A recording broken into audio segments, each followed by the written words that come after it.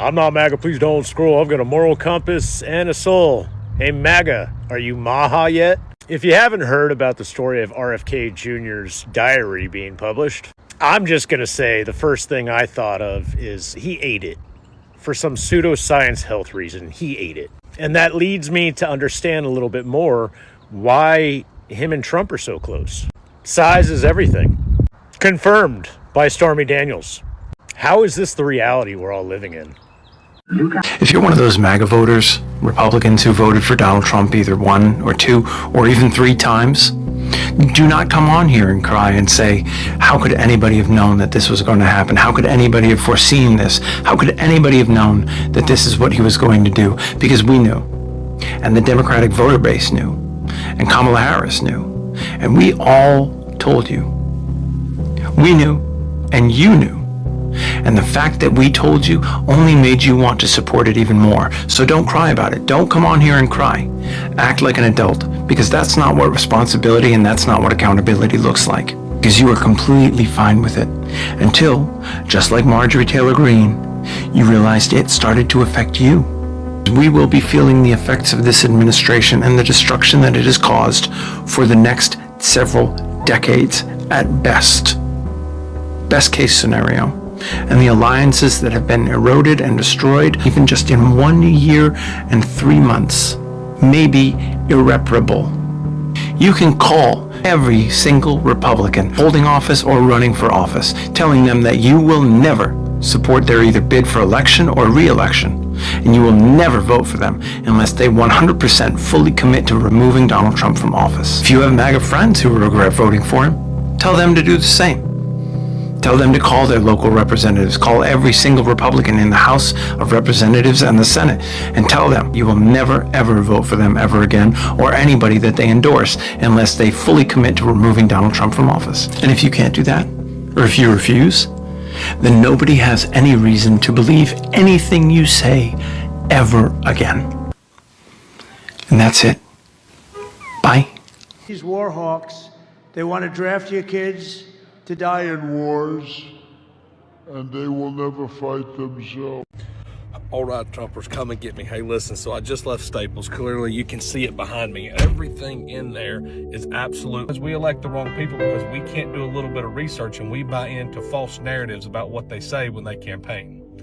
Make it make sense, America. We got to do better in 2028, 100%. Hey, it's Joe from Georgia. Well, this is a story of hypocrisy, and it's current to today because it involves oil and it involves the strategic petroleum reserve that the United States has. Well, the United States government, under the direction of the president, is going to release hundreds of millions of barrels of U.S. oil that is stored in these strategic reserves. Now, folks, this has happened before, and for the same reason, to bring the price of gas down. However, it was different circumstances. Right now, we're at war. And it's a midterm election year, so they're going to want to keep those gas prices cheaper because they've already went up over $1 a gallon, totally against what MAGA supported, because gas was everything. But when Joe Biden did it and released hundreds of millions of barrels of the strategic reserve, right-wing politicians went at him like no other. Senator Tom Cotton of Arkansas even called it treasonous for the president to do so. So I want to know, what's the difference now? This president's doing it in a war, while Joe Biden was doing it for the entire world in a worldwide pandemic. There's a difference, and somebody's making money. And when the Bidens filled the reserve back up, guess what? They actually made money at it because they bought the oil for cheaper than they sold it for. Whereas right now, it is prime time to sell it at a very high price. But what's going to happen when they want to buy it back? We've won this. This war has been won. The only one that likes to keep it going is the fake news. I mean, the New York Times, you read the New York Times, it's like we're not winning a war where they have no Navy and they have no Air Force and they have no nothing. And we literally have planes flying over Tehran and other parts of their country. They can't do a thing about it. For instance, if I want to take down that power plant, that very big, powerful power plant, they can't do a thing about it. It's like, take me. That's all they can do. And yet, if you read the New York Times, or if you watch ABC fake news or NBC fake news, you'd say it's a close battle. I mean, let's be honest, you guys. This isn't the first time that Donald Trump has ever stated anything about, taking something that doesn't belong to It him. was very sexy to be Didn't you say that? So, sir, I just want to confirm, it's your testimony that E. Jean Carroll said that she loved being sexually assaulted by you? And when you're a star, they let you do it. You can do anything. Grab them by the you can do anything. That's what you said, correct? Well, historically, that's true with stars. It's true with stars that they can grab women by the Well, if you look over the last million years, I guess that's been largely true. Not always, but largely. Because let's be real, you guys. It's the United States of America. If you are a star, if you are famous, you are literally untouchable. They can't do anything to you. So you might as well just take it. But make sure you like this video, comment on this video, share this video, and make sure you drop me a follow. So Donald Trump and the Trump administration, they ended up sending a 15-point letter over to Pakistan. Pakistan ended up forwarding that letter to the Iranian people, indicating, a step-by-step list of what needs to accomplish if they actually want to have a, ceasefire agreement and everything. Because for those of you that don't know and everything, the war is still going on. They're still launching rocket attacks on both sides of the aisle on this whole war situation over in the Middle East and everything. Not only that, but they already announced a few days ago and everything that they are sending over 2,500 military personnel from Camp Pendleton over to the Middle East. And they also just announced that at any moment, they are also going to be deploying another division over to the Middle East. Let me know your thoughts over in the comments, because if it is total victory, then why are you still sending thousands of American military personnel to the Middle East? Let me know your thoughts in the comment. Welcome to part 2 of the video. I promised part 1 is already up. It's the one right before this one. Go watch it if you haven't seen it. So I was talking in that video about this new Republican plan to get the Save America Act passed. That, of course, would require not only proof of ID when you cast a ballot, but would also require proof of citizenship in person before you're allowed to even register to vote. President Trump also, by the way, wants to add a ban on mail-in ballots into the Save America Act. And if it passed, it could take effect as soon as the midterm election. Now, as I've been reporting, the debate in the Senate on the Save America Act has now entered the second week. And still, there is no chance it is going to get the required 60 votes. It will die. However, the new plan by Republicans is to resurrect it by stuffing the Save America Act into a reconciliation bill, along with a bunch of other Republican priorities, like fully funding ICE operations for the rest of the fiscal year, giving President Trump the $200 billion he wants to continue this war with Iran, and maybe even add some other things that Republicans really want. A reconciliation bill is different because it only requires a simple majority in the Senate to pass, not the required 60 votes to overcome the filibuster. The big beautiful bill, you remember that one? Yeah, that was a reconciliation bill. It only passed because it was a reconciliation bill, so it only required Republican votes. But there is a wrench in this Republican reconciliation plan, and that is reconciliation bills only allow very specific things to be included. It's wonky here, but stick with me, because of what's called the Byrd Rule. Reconciliation bills can only include provisions that are directly tied to budgetary issues. Any unrelated or extraneous things must be thrown out. Those extraneous things could include items that would increase the deficit beyond 10 years, and, pay attention, items that have no budgetary impact at all, like policy changes. The Save America Act is one big policy change bill. So if the language in the bill does not change and it gets stuffed into a reconciliation bill, it will have to go through a process known as a Byrd bath. That process determines which items in the bill comply with the Byrd Rule and which items do not. Obviously, funding for ICE would directly impact the budget, so that would probably make it through a Byrd bath. The $200 billion for the Iran war also directly impacts the budget, so that too may get through. But several provisions in the Save America Act may not, because, for example, requiring proof of citizenship to register to vote or proof of ID to cast a ballot or banning mail-in ballots doesn't really impact the federal budget at all. So it's unclear if any of those things would make it through the birdbath based on the way they're written right now. In fact, the Senate Republican sponsor of the Save America Act, Senator Mike Lee, just posted this to his social media page saying, "It's hard to imagine how the Save America Act could be passed through reconciliation. And by hard, I mean essentially impossible." Obviously, Senator Lee isn't the only one who is thinking this way. In fact, there are some Republicans, as we speak, proposing small tweaks to the Save America Act so it can comply with the bird rule.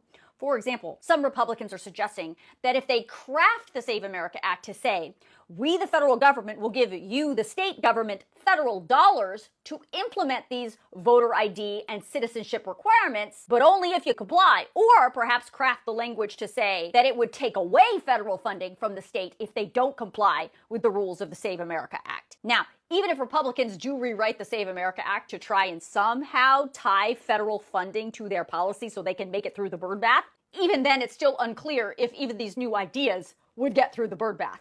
In the end, it will be up to the Senate parliamentarian, a woman I've reported about in the past. Her name is Elizabeth McDonough. She has been the parliamentarian in the Senate since 2012, and she has served under both Democrats and Republican leadership. And she actually stripped several items out of the big, beautiful bill during the birdbath because they did not comply with the Senate reconciliation rules.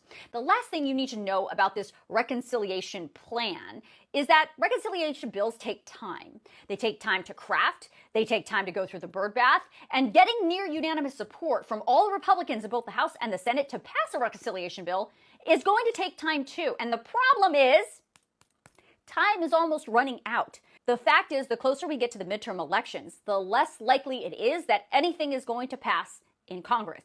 So if Republicans do go this reconciliation route, they have a lot to do and not a lot of time to get it done. Have you seen someone deconstruct from MAGA who voted for Trump in 2024? Have you seen them do it publicly? I'm willing to bet the answer to both of those questions is no, unless you've been following me for the last 6 months or so. That wasn't the reason I started to post, though. I was so depressed in the midst of my deconstruction journey. My intuition was basically begging me to just start sharing what I'm going through. I didn't understand it, felt a little weird, but I was like, fine, I'll do it. The moment I did it, I was pulled out of my depression.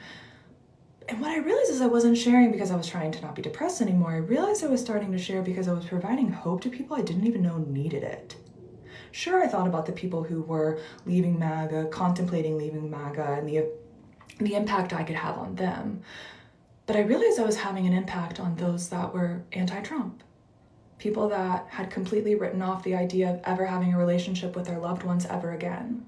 But seeing me deconstruct in real time, right in front of them, provided a hope that they hadn't felt in years.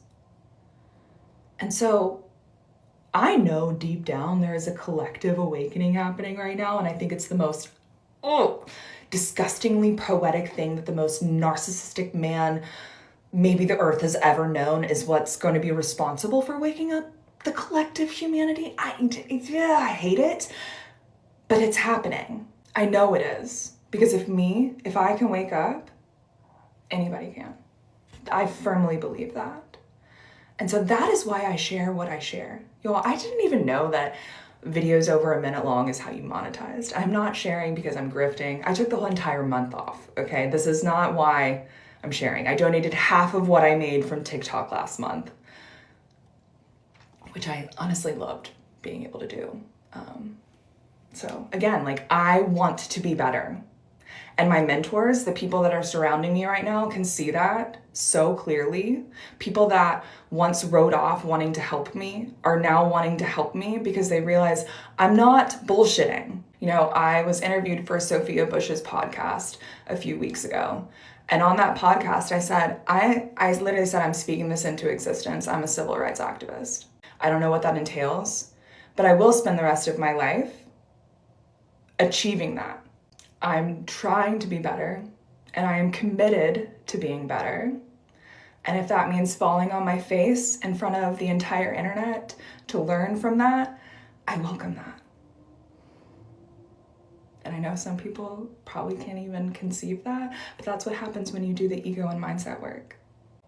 I didn't know how to get back and start posting again. This is me just hitting post and word dumping. But I felt like I needed to give an update on where I'm at because I've had a lot of people reach out to me, which I am extremely grateful for. But I have not capitulated. I just took a much needed break. And I'm gearing up for like a really busy and fun and fun meaning like I'm starting to volunteer and I'm starting to meet with more like-minded people in Atlanta. Like that's what I mean by fun, you know, like yes, like we are, lots of people wanting me to comment on everything that's going on in the world, and like I don't think people want to see me cry anymore. So that's where I'm at with all that. But yeah, I will be back. If you have questions, please ask them in this thread and I can use it off of to make new videos. But yeah, that's where I'm at. I hope you all have had a manageable March. I watched Trump's press conference to swear in Mark Wayne Mullins, so you don't have to, and here's my overview. He spoke for about 45 minutes. It wasn't the craziest thing he said, but probably the funniest thing he said is, quote, "You can tell a lot about a person based on their ears." No, he did not get the irony of that at all. He mentioned Biden 4 times, Kamala twice, Obama twice, and Reagan once. So he starts off by just saying that their whole family is a bunch of great wrestlers, and then just randomly points to one of the family and is like, I wouldn't wrestle that guy, but doesn't say who it is. And then he says that Mark Wayne is the only Native American in the Senate, and then he's like, how many have there been before you? Something that he could have very easily researched. And then he said he didn't know all the things about him being a Native American, but he probably would have picked him quicker if he did. I guess he wouldn't have picked Kristi Noem if he knew that Mark Wayne was a Native American. Just so you know, Mark Wayne does not even have a bachelor's degree. He has an associate's degree, and this is not me ragging on people who don't have degrees, but you should not be leading DHS if you quite literally could not finish a bachelor's degree. Trump says before he got back in office, we had 4 years of horror, disgusting horror, and then he says that the DHS is only shut down by radical left thugs to protect drug dealers and murderers. Trump says the Dems want men and women sports and transgender for everyone. You knew the hoodie was going to come into play here, and also he's going to say it again later. He says he doesn't like or dislike Biden, just that he was the worst president in all of history, and also Obama was almost as bad as him. And also he says that Pritzker was a slob. And then he says the Dems, quote, don't care how much American blood they shed in their demented pursuit of open borders. He will randomly say that next week he's going to give Kamala and Joe Biden an IQ test. Neither one of them currently holds any office. He says everything going on in Iran is a tremendous success and they no longer have any Navy or Air Force or communication or radar or missiles or leaders. This one will make sense if you know anything about the military. He says that the drunk has great generals and colonels and captains and majors. He missed some there, and also I guess they don't care about lieutenants. Trump will then say that everyone wanted the job of DHS secretary, but Mark Wayne is the only one who's qualified to do it, except for, of course, Kristi Noem before him. Then we get to the actual swearing-in ceremony, and I'm not kidding you, Mark Wayne is having trouble just repeating the words that are said to him back to Pam Bondi. Then Mark Wayne will get up and he will say a few words. He'll say that he's so happy that Trump knew his family by name after he just watched Trump struggle to read their names off of a piece of paper. Then Mark Wayne will say he doesn't care what color your state is, his job is to protect everyone. I honestly hope he lives up to that, but I highly doubt it. And then he says, quote, failure is not an option. We'll see how long he lasts. Time for questions for Trump. He says he didn't even ask Mark Wayne if he supported the Save America Act, but he's sure that he does. And then he asked him, do you support men and women's sports? And Mark Wayne is like, no. And he's like, so now he supports everything in the Save America Act because this thing that I randomly added after it previously wasn't going to pass is something that he supports. Trump will say that they had a, quote, good run with Kristi Noem, and then randomly is just like, and also Tom Homan is the greatest human being to ever live. He says he really doesn't want to say it, but that Democrats are just thugs who tried to put him in jail. And then he says that if you read the papers, you would think that we are tied with Iran because, again, he knows nothing about the military or anything that's going on over there. He says specifically that today we were going to have the privilege of bombing a power generation facility in Iran, but we're not going to do that because we're having really good talks with them.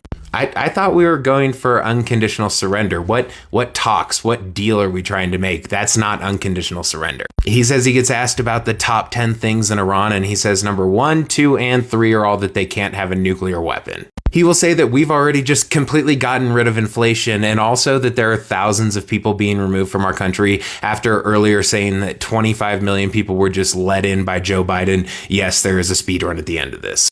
Trump will say that Thomas Massie is just a horrible, terrible person because he refuses to just blindly vote for everything Trump wants him to vote for. I swear that is the reason that he gives. He says Republicans have common sense policy and what Democrats have is horrible policy, like transgender for everyone, open borders, and men in women's sports. He will say that Iran shot 101 missiles at the USS Abraham Lincoln, and we shot down every single one of those missiles, and now they're sitting at the bottom of the sea. So he obviously doesn't know how missile interceptors work at all.